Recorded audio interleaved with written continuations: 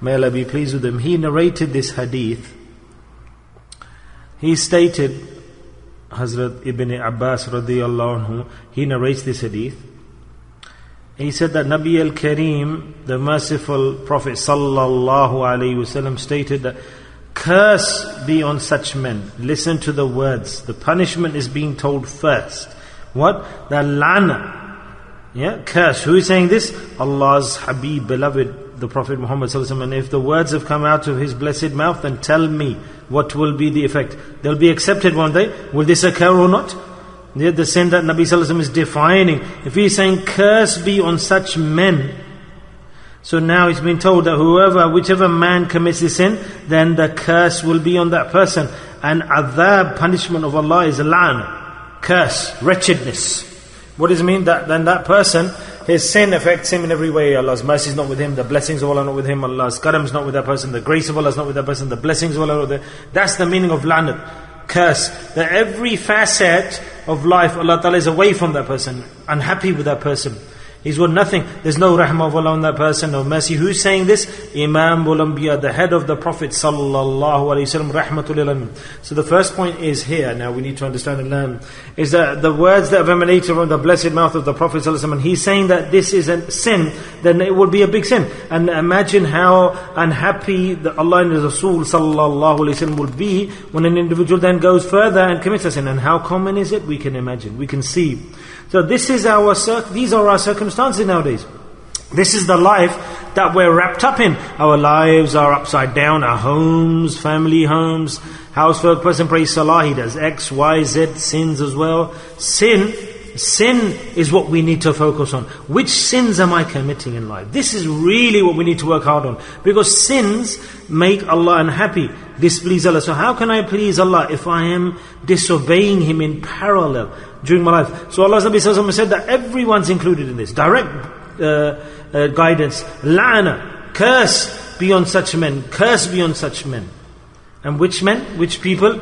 Those people who, what do? They have a certain resemblance with regards to women, imitation, naql. Yes, they in their ways and methods, they have mushabaha, they have connection, they have a very strong link with the women. And la'na, curse be on those women who have the mushabaha with the men. Allahu Akbar. So what's this become for us today? We, on this sin, we are proud of committing this sin. Forget about sin, saying it's not to sin. We are proud of committing this action. Yes? What do we say? That with pride, we implement this sin. If somebody doesn't do this and we say he's mad, we say he's fundamentalist, backward, we give him ajib titles. Do you understand what I'm saying? Or you don't understand what I'm saying? You don't understand? So we need to follow our deen. We have no clash with anybody. We have no issue with anybody. Yes, we aren't arguing with anyone. We have no quarrel or clash or argument or dispute with anyone. We have no clash with any religion. Everyone has his way, his religion, his deen. Alhamdulillah. Everyone can follow what they want. But we need to look at ourselves. We are going to be presented to Allah and thereafter. So we have to do those actions that Allah and the Rasul sallallahu alaihi wasallam have told us to do. So what a big sin for this action that Allah's Nabi Sallallahu Alaihi Wasallam is saying, that curse be on that man and curse be on that woman. On which sin? Where they do mushabaha, where they, you can say, resemble or copy, or their ways link or connect with the opposite sex. In other words, such a man who resembles or is very similar to the opposite sex. In which way? Hasn't been told clearly. That, remember, male and female are total opposites for Allah. Our body, our thinking, everything is different, separate, unique. So if an individual, a man, makes his face or appearance like the opposite sex, or wears libas attire, or in society, if it's accepted that women are like this, that women do these actions, women wear these types of shoes, these colors women utilize, these libas the women wear, yes? This is a big point, isn't it? Allah's Nabi Sallallahu Alaihi Wasallam saying the big point, that appearance, whose appearance is this? Is the women. Women keep hair like this, or they look like this. In the same way, men folk, it applies vice versa. So men and women, he and she both are included in this. Yes, so he is separate and she is separate. Yes, so it's amongst the men and the women, both. If the sin is there, the punishment is there. And we consider that this is not a sin. It's a matter from this hadith we can imagine or understand that Allah's and the Rasul sallallahu alaihi wasallam stated that a curse be on that person. Then will he have anything to help him in the hereafter? Will any of his deeds assist him in the hereafter? Yes.